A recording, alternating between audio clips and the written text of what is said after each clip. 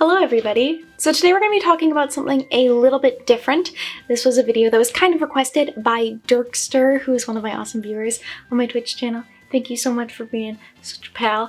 Today we're going to be talking about forced monetization, basically. Basically, that's the subject. Food Theory put out a video that relates really strongly to this super recently. I'm gonna go ahead and put a link to that in the description, and I'll try and put one in the cards as well, because they did a really good video about an issue that kind of connects with this, and they talked about some of the stuff I'm gonna be talking about as well. So for a little more background on myself, I have been on YouTube since at least 2007. That's when I made my first YouTube channel, and I've also been on Twitch since 2011. So I've been consuming content online in one way or another for about a decade. I've been involved in all of this. And with that, I've seen a lot of the changes, and I've seen a lot of how the relationship and how we view ads change and develop as platforms like Twitch and YouTube develop. So you probably got an ad on this video, as with many of my videos, they are monetized, but the YouTube ad system is really weird. So basically how it works is you get to choose if your videos will have ads before the video, during the middle of the video, which are the mid-roll ads, and then at the end of the video. Now, the before video, as long as you have monetization set up, it's automatically on. You can choose to turn on the mid-roll, and then I think the end one is one that you have to specifically select. I don't know if that's a setting you can do for all of your videos. Basically on my channel, I have it set up so I have that ad at the start, and then I can have mid-roll ads throughout the course of my video. Now, when I've uploaded a video, YouTube automatically does this for me. So to quote them, they say that by default, mid-rolls will be placed at natural breakpoints to balance the viewer experience with creator revenue. Which sounds good, right? Because YouTube has a ton of information, ton of video data, they have a lot that they can analyze and fit together, like, okay, there's a break in the audio here, there's a break in the footage here, you know, this is where we should put this. So you'd think I wonder if you can hear the train. You would think that would be a perfect setup, and they have it super down. But hear me out on this. See some of these for me. So I usually have to go in and edit my ad placements on videos. This train is just going. So I always go in and edit my ad placements on videos. The reason for that is, and I'm going to show you some examples on the screen here, sometimes I will upload a 20-minute long video and I will have 4 pretty evenly spaced ads. Now 4 is a bit much for a 20-minute long video, and a key thing to keep in mind, not all of these are actually going to show an ad. That's just kind of where you have approved an ad can go, and then if YouTube has an ad that they will play there, you know, based around the audience and a bunch of other factors, I'm sure. If they have one they'll play there, they will, and they're not all necessarily going to be those you have to watch 30 seconds and then you can stick, they can be a little card that pops up or something along, you know, the lines of that. It isn't necessarily the worst thing ever to have, you know, 4 ads on a 20-minute video, but it's not really what I would prefer. But then I'll have an almost identical video, same content, essentially same length of time, and this one has 2 ads on it. One kind of at the middle, and then one about 10 seconds before the very end, which is super poor placement because the only thing at the end is my end card. And if you got an ad right before just me saying bye, you wouldn't stay for that ad experience. You'd get out of there, and I wouldn't blame you for it. So, you know, YouTube, you should know better on that one. I don't know. Or say, I upload a stream to YouTube. So this is, 2 to 4 hours long. So I have an example here, one of my Nancy Drew ones. This one has 5 ads within the first hour and then nothing else. Isn't that weird? You get a shit ton of ads at the start and then nothing. And again, not all of those will actually show an ad, and not all of those ads will be the, most annoying one to watch. But it's super weird. And then here's another one where I have 4 ads at the start and then nothing. And I was doing a lot of thinking about this because I was, typing out a full script for myself for this video, and I was like, okay, that's kind of a pattern, isn't it? That they're pushing them all towards the front. So I did some digging. And this is a theory, not a food theory. This is Mary's looking at her own data theory. I think this is a really purposeful choice by YouTube.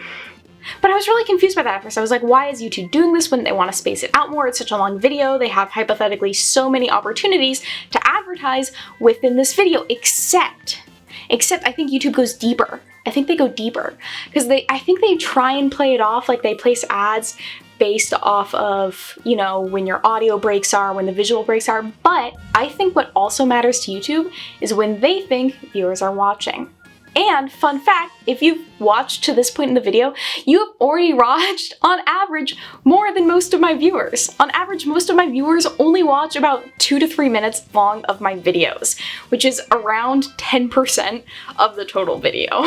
So congratulations, thank you if you're still here. So I think what YouTube is doing is it's seeing that data. It's seeing, hey, most of our viewers are only really sticking around for the first 10% of the video. Let's put all the ads in that first 10% because it's super unlikely that there will be any at the rest. And of course, this is me theorizing. I don't get to see any of the data that goes into the algorithm that places ads on videos, but I do think that it is interesting. It is interesting. So with all of the videos I upload, I do personally have to go in and make adjustments to them. I have to move around the ads. In a lot of cases, I have to remove them. They tend to get put in more than I would personally want on my videos. I try really hard to make sure that those of you who do receive ads on videos, it's as pleasant of an experience as it can be. So anyways, YouTube wants to make money. They're gonna do that in the way that they're doing it.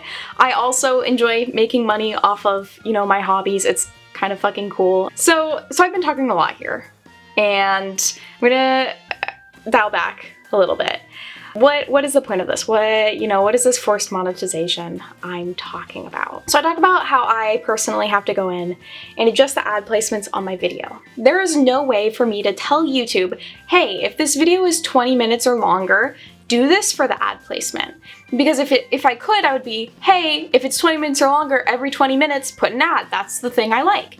If it was shorter than that, I tend to just like feel out the video, see what the vibes are, see what would fit in, and then put them in wherever it feels right. But if I could like set rules for you to be like, hey, put one in at 15 minutes, we're good, then like, I would. That would be great, but YouTube doesn't offer that. YouTube doesn't have that. It's theirs system, or you have to go in personally one by one and make adjustments. In the past, you would not be able to put mid-roll ads on a video unless it was at least 10 minutes long, which I always felt made complete sense. If I'm watching a video, 4 minutes in, I get one of those terrible ads that I have to skip, like wait, or I have to watch the full thing of, that would ruin my viewing experience. Let me be that dramatic. It would ruin my viewing experience. I'm not down, I'm not cool with that. And so unfortunately, in July of this year, YouTube announced that they would be pushing that down to 8 minutes. So videos that were 8 to 10 minutes long could now receive those mid-roll ads. And another thing that they did is they decided that they would put these ads on creators' videos for them, for any eligible videos that were within 8 to 10 minutes. Any videos that fit within that range that weren't getting those mid-roll ads before, YouTube was like, hey, I got this, fam. I will put those on for you without even asking you. I'm just gonna do it. And now don't get me wrong, YouTube did give us a 20-day warning. They did this super, handy thing where they put a message into the world via email, which I'm sure everyone always reads their YouTube newsletters, like what? They put the message out there, and within the email, they also said that if mid-roll ads are not a good fit for your videos, you can indicate this preference in YouTube Studio by July 27th, 2020, which would, of course, be great if people read these announcements, but also what this did is if anybody had mid-rolls turned off for their channel, it turned it back on for their channel. And then, if they didn't know that that happened, proceeded to put mid-roll ads on like all of their videos.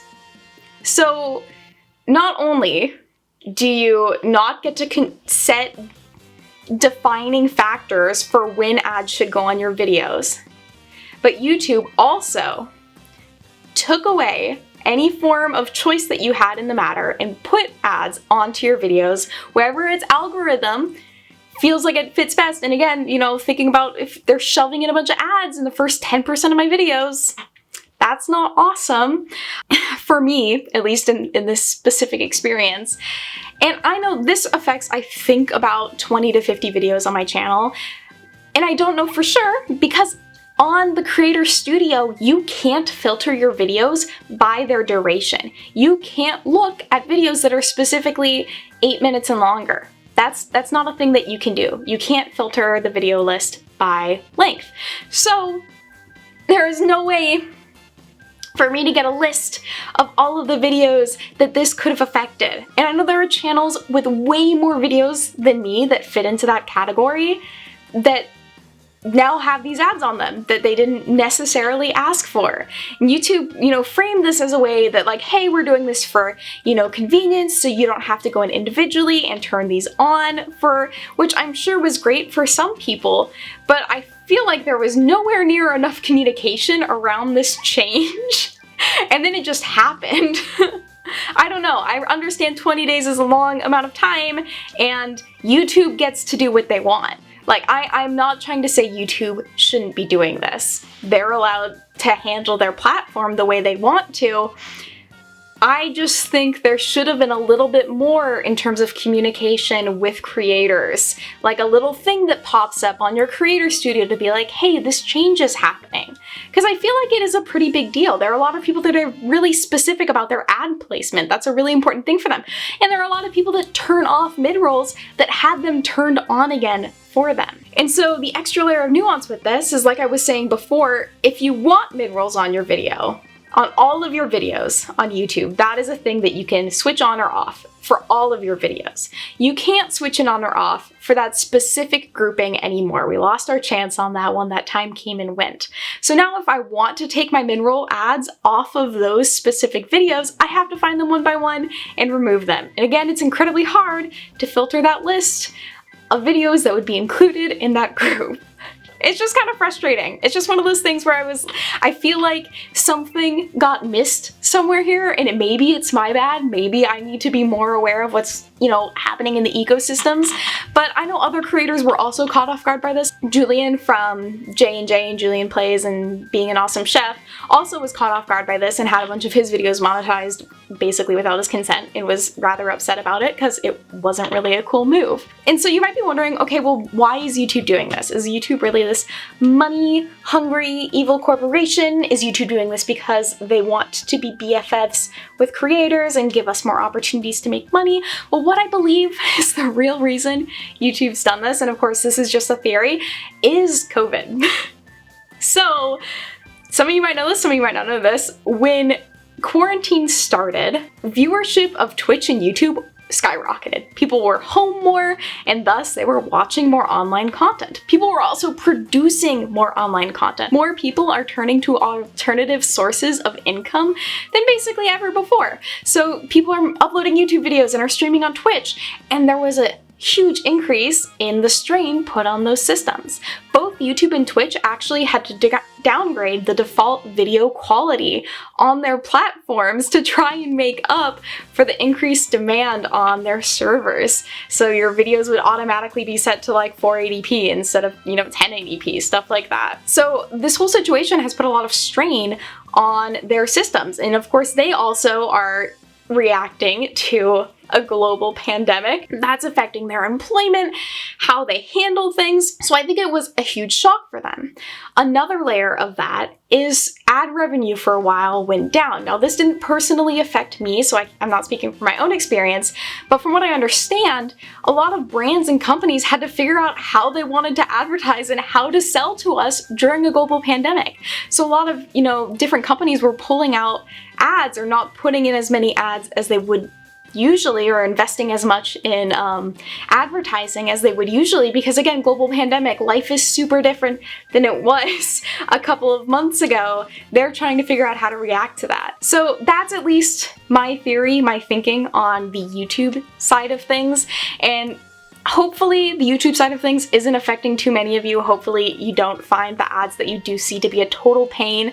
Always with my channel, I just want to say this, if there seems to be a weird amount of ads on a video, let me know, because sometimes that slips through the cracks. When I'm uploading a video, sometimes I just want to get them up and want to get them out, because I know you all also enjoy watching the content that I enjoy making.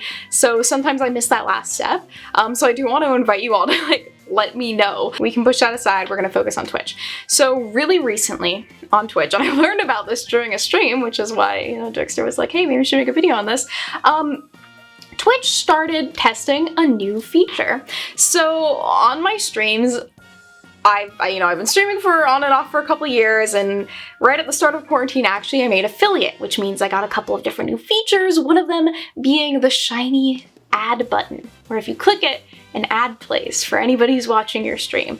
So this is, you know, if you're taking a bathroom break or something, you can click it, get, you know, extra cents, get so little from ad revenue when you're starting out. And I think I've used this like 3 times. I don't use the ad button. I don't choose to run ads usually in the middle of my stream, and you join in, an ad will play, and then after that, really any ads that you see, it's usually a creator pressing a button to make them play, or it was in the past. Because Twitch support announced on Twitter, and let me get this quote, starting today, we'll be testing automated mid-roll ads for some viewers. These ads will directly support the creator, sounds similar to YouTube, and won't run if the viewer has had an ad break in that channel recently. Your feedback is welcome to help shape this feature. Which means, again, really similar to YouTube, Twitch is going to be choosing when ads will play, basically. And this one is even more frustrating, I would say, than YouTube, because at least YouTube, no one is going to miss anything. Like, you know, the video pauses, the ad plays, the video keeps going. Twitch is live. Twitch things are happening, and if an ad is playing during a super key moment in something, that viewer is gonna miss that. And that really, really sucks. And, you know, when I'm streaming, I don't really take a lot of breaks. Like, I'll maybe take a water break, snack break, something like that, but they're usually really quick, and it's not, like, ad breaks are not part of my streaming experience that I have set up, so I find it really frustrating that, like, this is just happening, and it seems like it's just going to be something that's going on that we don't get to have a lot of choice over. Now, Twitch they were just testing it for a while. It's currently not in place as far as I know, so it's just disappointing. And one thing you really have to keep in mind, both YouTube and Twitch did this, where they're like, hey, we're doing this for creators. No, I don't think they're doing it for creators. Again. Hey, Editing Mary here. This was a dumb thing for me to say.